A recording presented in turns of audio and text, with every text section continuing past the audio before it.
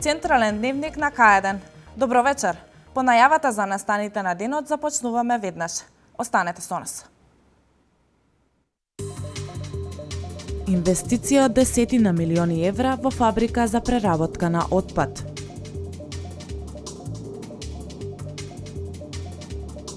Општина Велес продава 12 плацеви за викендици и плат за хотел на езеро Младост.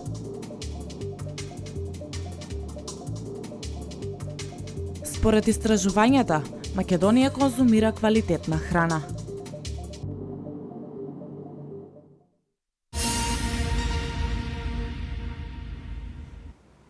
На местото на постојната депонија во Кавадарци ќе се гради фабрика за процесирање или преработка на отпад. Италијанскиот конзорциум Екоенерджи ќе инвестира десетини милиони евра во Кавадарци. 10 милиони евра ќе вложи италијанскиот конзорциум Екоенерджи за изградба на фабриката за преработка на отпад. Конзорциумот на јавната расправа пред кавадарчани ја представи студијата за оцена за влијанието врз животната средина. Инвеститорите велат дека ова е дел од проектот за енергетска независност на општината.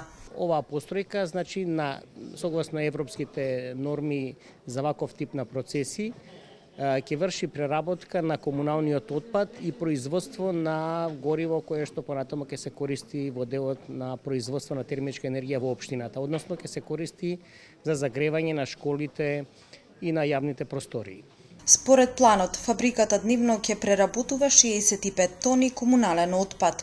Преработката ќе биде според сите еколошки стандарди во затворен производствен систем. Целта е да се искористат енергенсите, односно потенцијалите енергетски на општината и истите да се применат во како производство на термичка енергија во истата, односно проект во кој што велиме комуналниот отпад за термичка енергија. Истовремено, самиот проект дава можност за користење на индивидуални приватни компании како директна замена на постојните минерални горива. Во оваа фабрика би се преработувал цврстиот отпад од општините кои се дел од Вардарскиот плански регион. Планирано е во Велес да биде изградена транспортна станица каде ќе се собира отпадот од останатите општини и со камиони ќе биде доставуван во фабриката. Транспорт на комунален отпад ќе се организира соодветно европските препораки, односно, значи, од другите општини веќе нема да доаѓаат поединечно камиони, него ќе се направи една транспортна станица во близината на Велес, за да може да се прифати комуналниот отпад од тие. Значи, ќе имаме неколку камиона дневно од Велешкиот регион и од Кавадарци, согласно постојните камиони кои што се бават со собирање на комуналниот отпад од куќите, нели, од зградите и така натаму. Реализацијата на оваа инвестиција во Кавадарци и Велес ќе креира 50 работни места. Италијанскиот Екоенерджи планира слични инвестиции и во Гевгелија, Струмица, Штип, Кочани, Охрид, Струга и Тетово и Гостивар.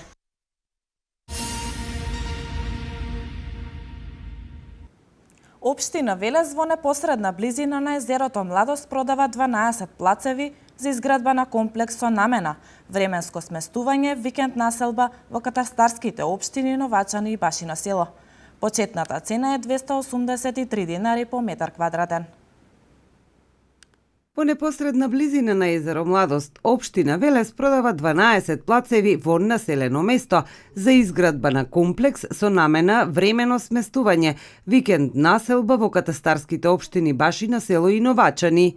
Парцелите се со различна големина. Најмалата е 600 квадратни метри, додека најголемата 886. Почетната цена за електронското наддавање, кое ќе се одржи на 31 овој месец, е 283 денари по метар квадратен. Објавивме повторно повик за продавање на плацеви, продаваме по неколку плаца на повик, бидејќи како пристигнуваме со нашите активности, така ги објавуваме плацовите. Истовремено го објавивме и последниот плац, каде што е предвидено да се градат мотели, се појави заинтересиран инвеститор. Локалните власти најавија дека деновиве ќе бидат истрасирани улиците за новата населба, за која веќе се продадени неколку плацеви. Езерото Младост е се попопуларна дестинација не само за Велес и регионот, туку и за цела Македонија.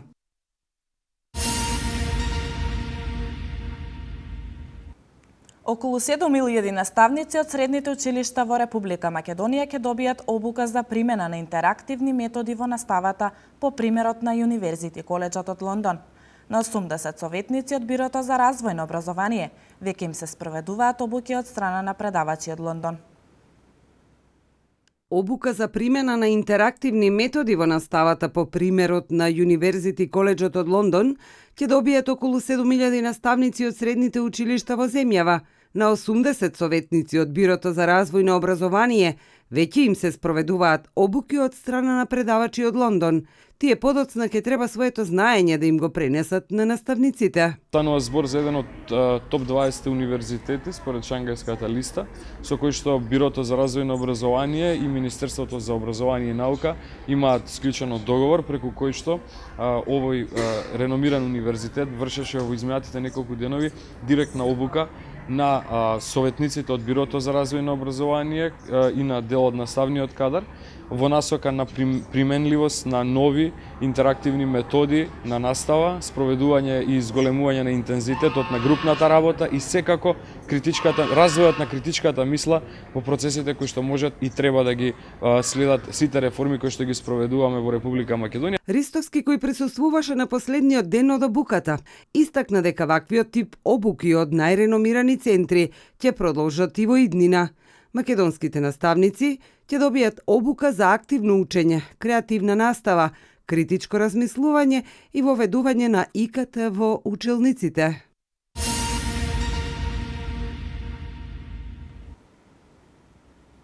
Македонските граѓани конзумираат релативно квалитетна храна, бидејќи почвата се уште не е толку загадена како во други земји.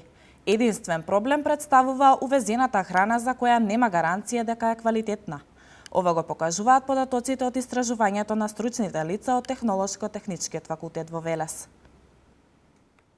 Македонија конзумира квалитетна храна. Според истражувањата, деканот на Технолошко-техничкиот факултет доктор Валентина Павлова истакне дека ова е така затоа што македонското тло се уште нема висок степен на загаденост, за разлика од земјите каде процентот на токсични елементи и пестициди е на многу високо ниво. Македонија се уште може да се пофали со здрава храна, меѓутоа не можеме да гарантираме за увезената храна, бидејќи како што покажуваат самите податоци, се контролира храната од тип на хемиска, биолошка и физичка безбедност, меѓутоа генетски модифицираната храна се уште не се контролира. Тоа е со знак прашалник.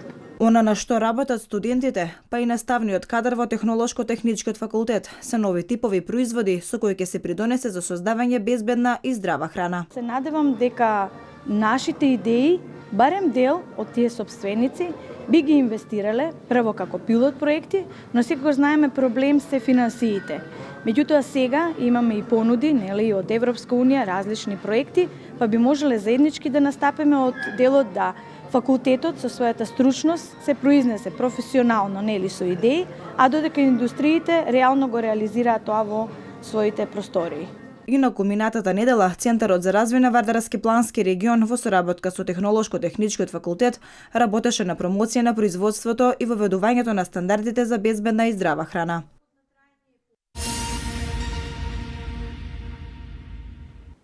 На 7 април ќе започне со работа сензорната соба наменета за деца кои покажуваат знаци на аутистичен спектар и деца со дефицит на сензорна интеграција во рамки на детската градинка Димче Мирчев во Велес.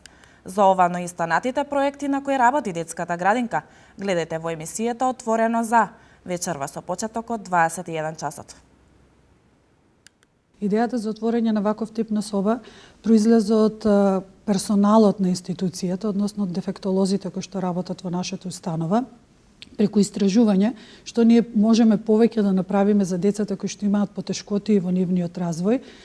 Согледавме дека постојат различни методи на работа со овој тип на деца и се заинтересиравме за сензорната интеграција.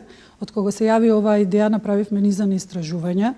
Посетивме еден таков центар за рехабилитација и едукација кој што функционира во Белград. Видовме како тие искуствено работат. Двајцата дефектолози ги пративме на обука, помина обука за соодветна сензорна интеграција, значи добивме интелектуален капитал кој што ќе може да работи со тој тип на окупациона терапија. Како што ви споменав, периодот на предучилиштето е мощно важен за градење на личноста и затоа и во нашата установа, освен работата и помошта која што сакаме да направиме за децата со потешкоти во развој, ние најмногу внимание посветуваме во однос на функционирањето и создавањето на здрав кадар, здрава иднина.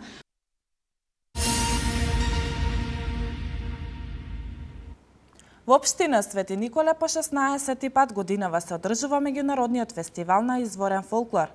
И оваа година покрај фолклорни ансамбли во Македонија учество зедоа и културно-уметничкото друштво Моравец Кикевец од Србија. Дел од фестивалот оваа година за прв пат беше и вокалниот ансамбл Езерец од Бугарија. Гран при наградата ја понесе фолклорниот ансамбл Санде Цветковски од село Горобинци, Свети Николско. Втората награда пак и припадна на културното уметничко друштво Шимпоња од Скопски Сарај.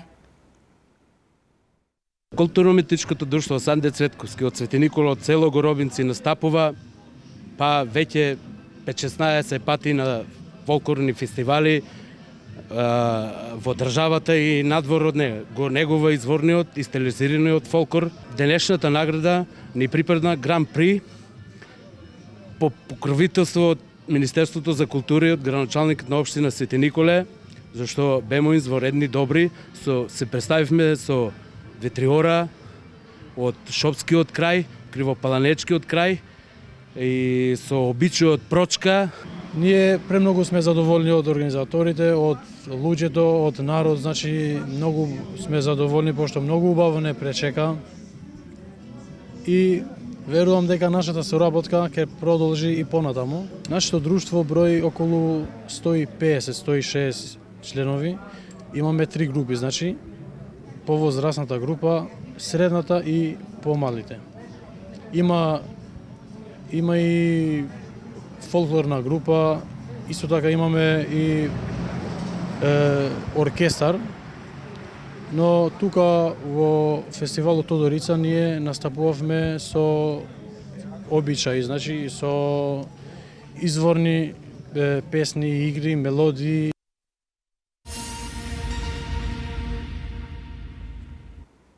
Кога станува збор за IT технологијата во образовниот процес, според истражувањата таа најмногу е вклучена во образовните програми во посебните основни училишта, затоа што според професорите и дефектолозите, децата од овие училишта учат најмногу преку визуелните прикази на материјата. Информатичките технологии представуваат нераскинлива алка помеѓу образовниот процес и учениците.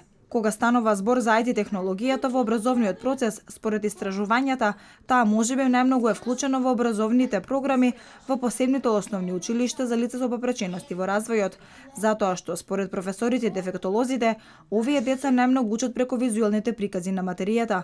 Информатичката технологија кај нас најмногу ги опфаќа едукативните софтвери, ги применуваме најчесто Toolkits програмите, кои што се применливи за нашите ученици. Потоа применуваме мултимедијални цедења од програмата на Анима, од програмата на Логи, компјутерските игри, преку кои учениците осознаваат, учат и ги меморираат вештините. Она што е многу важно за наставата кај овие ученици е начинот на кој наставникот ја презентира единицата. За таа цел, наставниците во оделенската настава изготвуваат одредени презентации за материјата, создаваат лесни но поучни компјутерски игри, додека пак учениците од предметната настава самостојно ги подготвуваат овие алатки кои се многу важни за образовниот процес на учениците. ИКТ технологијата е од огромно значење за децата со посебни потреби, затоа што кај нив се зголемува концентрацијата, вниманието, мислењето, помнењето, значи се развиваат сите вештини и самостојно можат да научат и да го применат во практичниот живот. Инаку училниците во посебното основно училиште Мацо Овчарова се опремени со компјутери кои се дел од проектот за модернизација на образованието.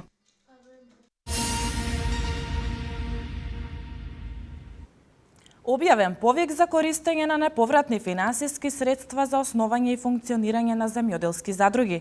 На 86 годишна возраст почина актерот Ацо Евановски. Ова се вестите од Македонија. Објавен е јавен повик за доставување барања за користење средства од програмата за финансиска поддршка на руралниот развој за 2016 година од страна на Агенцијата за финансиска поддршка во земјоделството и руралниот развој. Повикот е за мерката за економско здружување на земјоделски стопанства, за заедничко вршење дејност и финансиска поддршка за основање и функционирање на земјоделските задруги. Финансиската поддршка која ќе биде доделена е неповратна, а средствата се предвидени за основање и функционирање земјоделски задруги, регистрирани во регистарот на земјоделски задруги при Министерството за земјоделство, шумарство и водостопанство. Поддршката за оваа мерка се исплаќа квартално по доставено барање за исплата и тоа за прв квартал најдоцна до 15 април 2016, за втор квартал најдоцна до 15 јули оваа година, за трет квартал најдоцна до 15 октомври 2016 и за четврт квартал најдоцна до 31 декември годинава.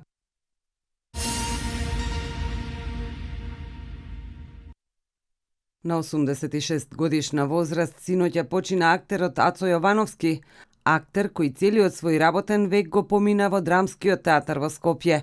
Тој е од првата генерација на дипломирани актери. Во неговата богата кариера има одиграно 10 до 12 врвни улоги, како во македонските, така и во југословенските представи и филмови. Филмската кариера ја започнува со улогата на првиот македонски филм Фросина во 1952. Јовановски има одиграно околу 40 филмски улоги. Тој е единствениот македонски актер кој заедно со Петре Прличко ја има добиено наградата Славица.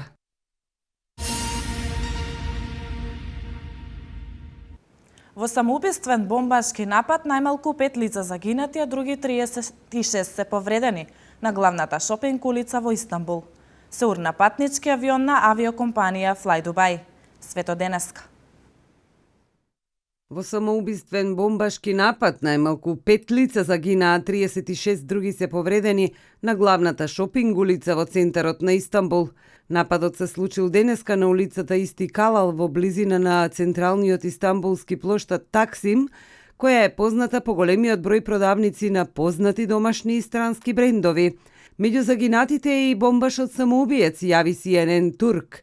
Полицијата го блокира реонот околу местото на нападот, каде пристигнале голем број возила на брзата помош. Неодамна турските власти изразија стравување дека со наближувањето на курдската нова година, која се прославува на 21 март, постои опасност за зголемен број на терористички напади. Одговорност за овој напад презеде групата Соколи за слободата на Курдистан, која е формирана од отпадници на Курдската работничка партија.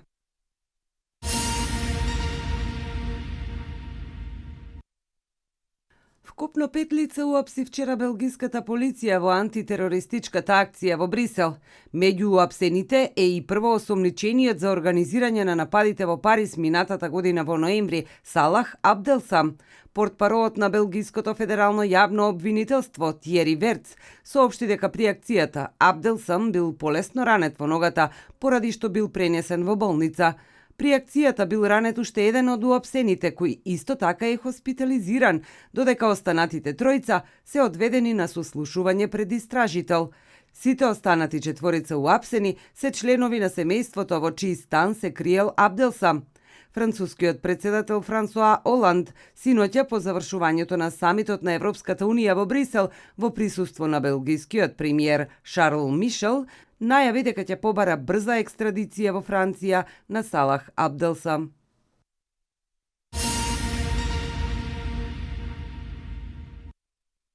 Сите патници и екипажот загинаа на авиокомпанијата Fly Dubai, кога авион Boeing 737-800 рано утринава се урна при обид за слетување на аеродромот во рускиот град Ростов-на-Дон, јави ТАСС.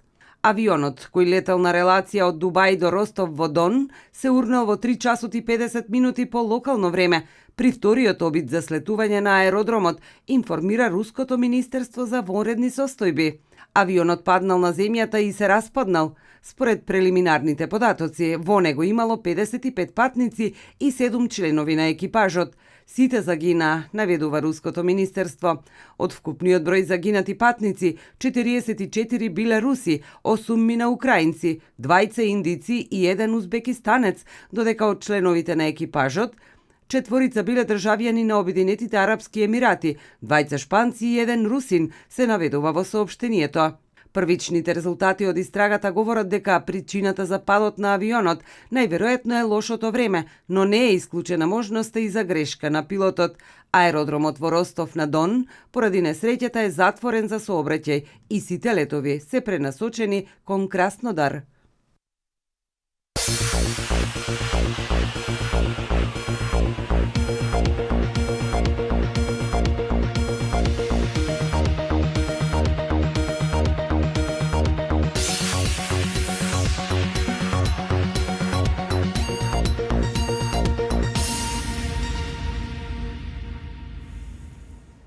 Шкендија немаше никакви проблеми со претендентот за третото место Шкупи. Рутинирано славеше со 13:1, отварајќи го резултатот уште во 7-та минута преку недобриот стрелец во лигата Ибраими. Во продолжение спортските вести. Фудбалерите на Шкендија ја запишаа петтата победа во низ во домашниот шампионат, откако со убедливи 3:1 славеа над Шкупи на градскиот стадион во Велес. Вардар потешко дојде до победа против Металург со конечни 2:1. Ренова и Брегалница го играа мечот за избегнување на плей-аут групата. По полувремето без голови, Ренова во 3 наврати беше прецизна за победа над Брегалница за враќање на 6-то место. Турново го порази Младост со 3:1 и доби важни 3 бода со оглед на тоа што останува во игра за излез од плей-аут групата. Во Кратово се играше дерби за третото место меѓу Силекс и Работнички, кои одиграа тврд надпревар кој заврши без голови. Во рамки на надпреварите од НБА лигата, главните фаворити за највисок пласман ја остварија целта и дојдоа до нови победи. Оклахома рутински се пресмета со Филаделфија со конечни 111:97, со што го завери пласманот во плейофот. Вестбрук запиша нов трипл-дабл, додека Дурент со 26 поени и 13 скока оствари дабл-дабл учинок. Вице-шампионот Кливленд официјално влегува во разигрувањето, откако со 109-103 беше подобар од Орландо. Најголем придонес за победата оствари Ирвинг со 26 поени. Голден Стейт ја продолжува низата победи, славејќи на Тексас со 130-112. Победи забележаа и Детройт, Торонто, Хјустон, Портланд и Феникс. Луис Хамилтон ќе стартува од првата позиција на трката за големата награда на Австралија, откако постигна најдобро време на утринските квалификации. Ова е одличен почеток на новата сезона со постигнувањето на најдоброто време на патеката Алберт Парк, каде Хамилтон дојде до својата јубилејна 50-та пол позиција во кариерата. Во првиот ред до Хамилтон ќе стартува неговиот клубски колега Нико Росберг, а зад нив се возачите на Ферари, Себастијан Фетел и Кими Рејконен. Трката за големата награда на Австралија започнува утре од 7 часот по средноевропско време. Валентино Роси ја продолжи соработката со Ямаха до 2018 година. Трофејниот италијански мотоциклист се врати во Ямаха во 2013 година и со неа досега има освоено 4 од своите 7 титули во кралската класа. Во периодот од 2001 до 2003 година пак со Хонда поеднаш триумфираше во сите 3 класи. Официјалната потврда за продолжување на договорот доаѓа непосредно пред почетокот на новото првенство во недела за големата награда на Катар. Во новата сезона Роси не се вбројува меѓу фаворитите, но се очекува обид да им ги поремети плановите на главните конкуренти за титулата.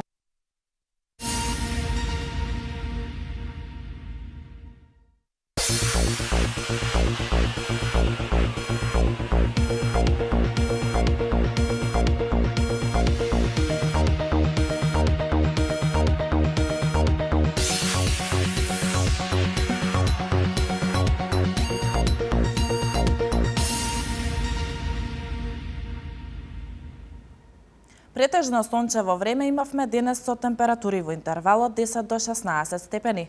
Да погледнеме какво време не очекува во наредните денови.